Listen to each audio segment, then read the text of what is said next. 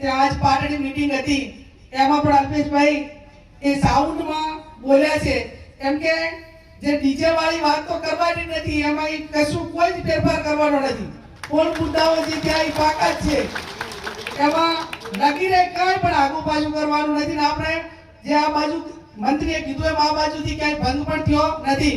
પણ ક્યાંક બોલા ડીજે ધારો કે પેલા ઢોલ હોય, નાસિક ઢોલ હોય, પેલા તરતડિયા હોય, પછી ક્યાંક ને ક્યાંક ઘણું મીડિયામાં સોશિયલ મીડિયામાં જોઉં છું કે ટ્રેક્ટર વચ્ચે ગયેલે અને ટ્રેક્ટરનું ટેપ પગાડીને ઉપર લાગે ગેડીબેનનું માન રાખીને ટ્રેક્ટરના ડીજેથી રમા.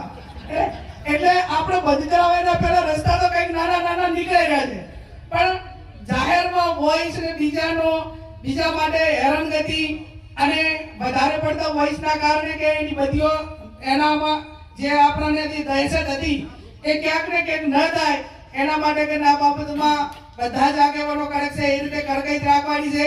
ભેગો કરીને દાદાના પછી એ આગેવાનોએ કીધું કે ભાઈ નાસિક ઢોલ હોય, આપણે ટ્રેક્ટર ઉપર ટેપની વાત હોય કે સાઉન્ડ સિસ્ટમ હોય કે તે આપણે એનો અર્થ એ થયો કે એક જ જગ્યા ઉપર રહીને જે બગાડીને મનોરંજનના નાના મોટા કાર્યક્રમો એમના ટ્રેક્ટરના રૂલા થ્રુ થતા હોય તો એમાં સમાજને વાંધો નથી.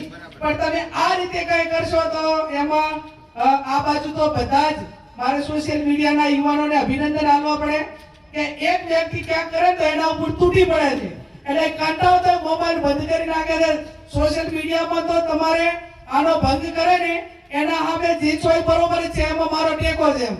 પછી એની સામે કોઈ ટીકા કરનારું કે એને કંટ્રોલ કરનારું ન હોય તો બીજો આ બાબતમાં પ્રયત્ન કરે.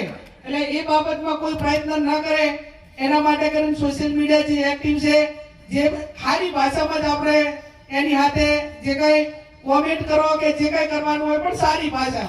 હું તો અભિનંદન આપું છું આ સમાજને કે તમે બંધારણ કર્યું એના પછી 6 કે 7 સમાજે બંધારણ કર્યું અને 6-7 સમાજોએ આ ડીજેનો મુદ્દો તો પહેલા નંબરમાં લીધો છે. એટલે આજે એક ઠાકોર સમાજના બંધારણના મનોબળને ઢીલું પાડવાની વાત તો નથી, પણ બાકીના જે 7 સમાજો છે એ પણ જ્યારે આપણી આ સારી વાતને આવકારતા હોય તેઓ 1 કે 2% કઈ નાના મોટા લોકો એના માટેથી ધંધો રોજગાર કરતા હોય એવી ટીકા કરવા વાળાને કોઈ સરેન્ડર ના હોય.